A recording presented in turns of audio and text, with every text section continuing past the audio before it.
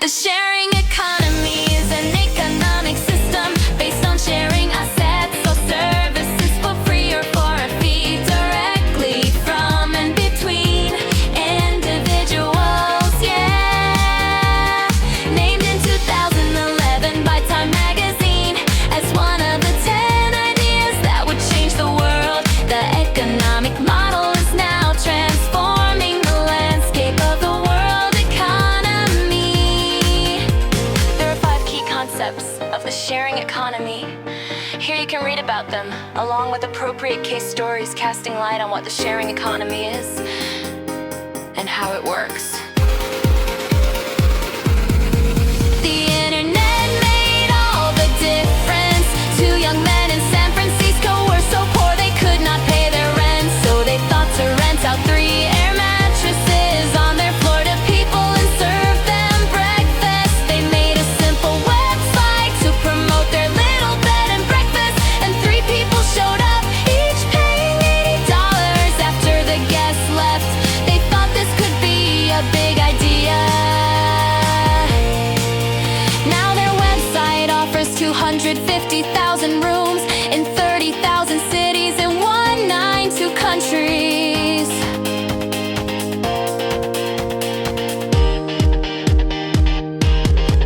What they started was a whole new business model, providing a platform for the sharing economy. The advance of technology brought sharing into economy.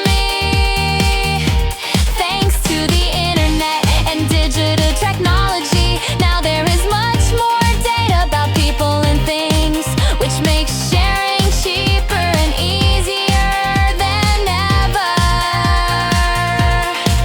You were able to rent a private room before Ethernet, but it was usually more trouble than it was worth. For example, without the internet, how can you know that somebody has a spare room to your taste in a simple family house? Now, finding a room and booking it is simply a click away. All you need to do is download an app. The website deals with all the rest, locating the right space and dealing with safety issues, reservations, and payment. Access is as good as ownership. Hyundai needed to install a new lighting fixture on his ceiling, but a power drill was too expensive to buy, only for the occasion. In Hyundai's neighborhood, however, there lived someone that had a power drill but hadn't needed to use it for a long while. A sharing website that matches owners and borrowers in the same area connected the 2 of them. Hyundai could borrow a power drill from his neighbor, paying a reasonable fee for using it. Without the service, Hyundai would have had no choice but to buy the expensive tool. Now you can access what you need even when you don't own it, all thanks to the sharing economy. Why pay a lot of money for something when you can rent it more cheaply from other people online? Why own something when you can have access to it without owning it? That is the principle behind a sharing economy that enables people to share cars, accommodations, and other items, because now they can get whatever they need whenever they want. The business model of a sharing economy instantly connects owners of underused assets with others willing to pay to use them. Easy access, made possible by internet technology, is now as good as ownership.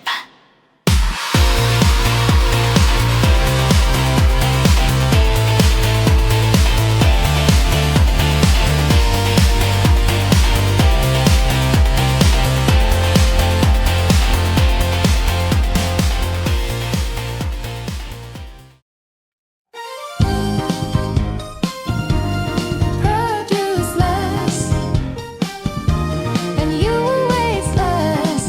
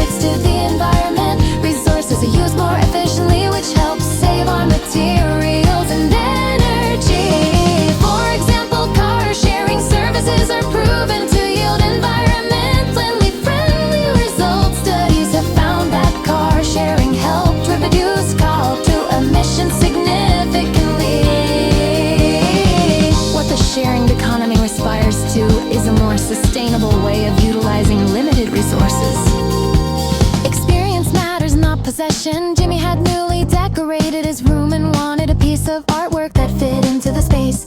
Through a website sharing works of art, he picked an artwork to his taste from a wide variety and rented it monthly. When he paints his room a different color, he can return the current piece and rent another. Yeah, he's not interested in permanent ownership of particular artworks. He simply wants to enjoy art in his daily life. Studies showed experience increases satisfaction far more than acquisitions do. And the new generation that embraces the sharing economy understands it better. For instance, art lovers used to find satisfaction in collecting artworks.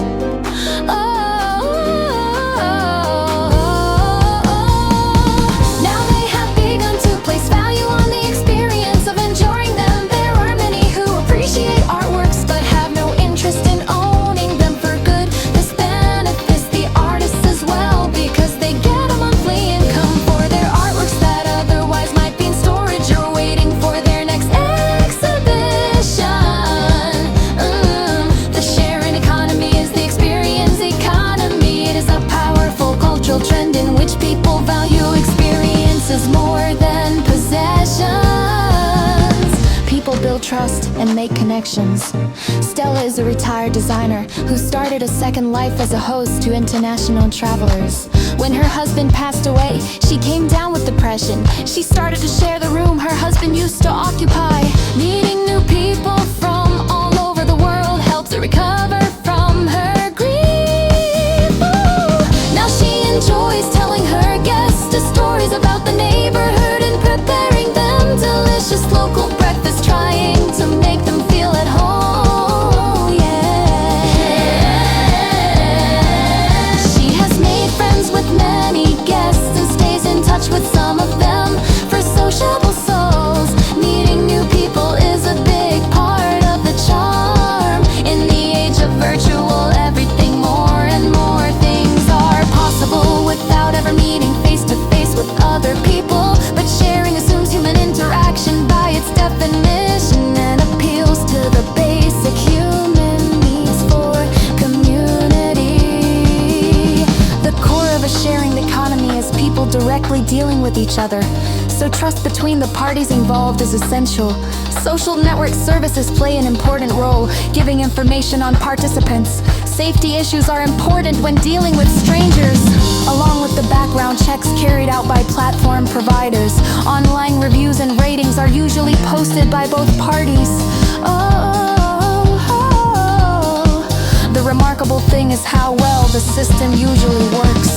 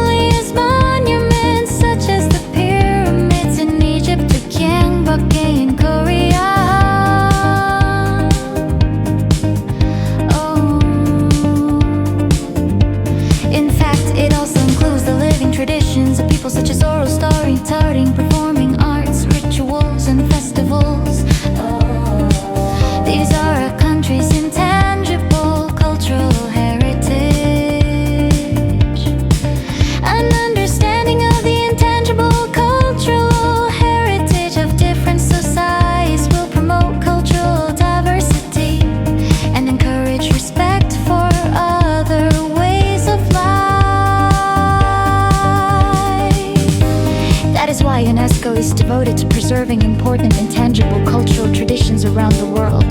The following cases of intangible cultural heritage, designated by UNESCO, share two common features. They are all performing arts, and they are related to the lives of ordinary people.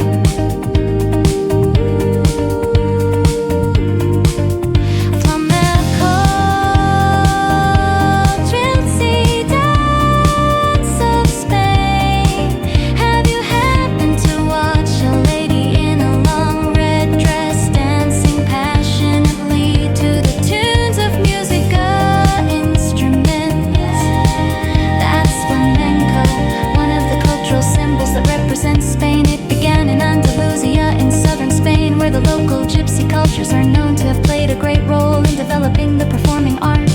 Flamenco is an artistic expression fusing song, dance, and musicianship. Singers express all kinds of feelings and situations through those are words. The art of guitar playing is also an essential element in flamenco. It requires excellent guitar skills.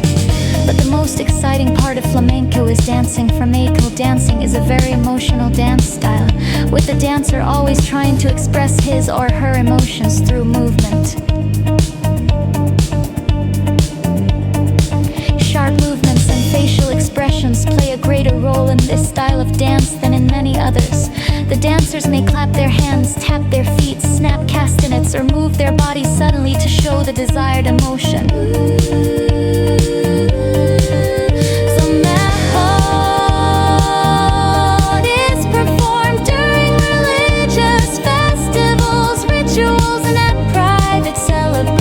It is the most important display of the intangible cultural heritage of southern Spain.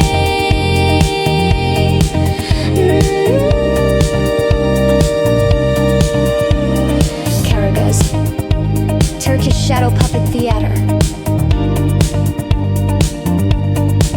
You are familiar with puppet shows, aren't you?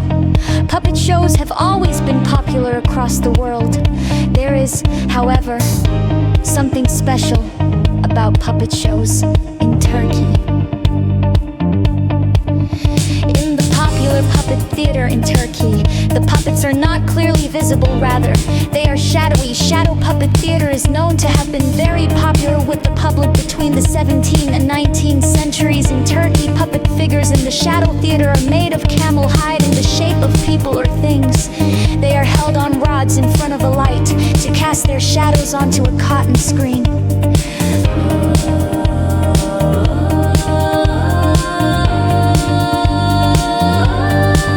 Karagöz is a good example of shadow puppet theater in the country. Oh no, no, no. It depicts the history of Turkey and its people who have diverse social and ethnic backgrounds. The stories of Karagöz are usually comic and feature the two main characters. Karagöz, an uneducated but trustworthy man, and Hazivat, an educated, gentle friend of Karagöz. Other characters also appear depending on the themes of the play. The puppets are manipulated by a puppet master. He skillfully turns the puppets into real persons through performing the roles of all the characters with songs and spoken parts. Once performed widely at public squares, Karagöz is found today mostly in performance halls. The traditional puppet theater strengthens the cultural identity and brings them closer together through entertainment.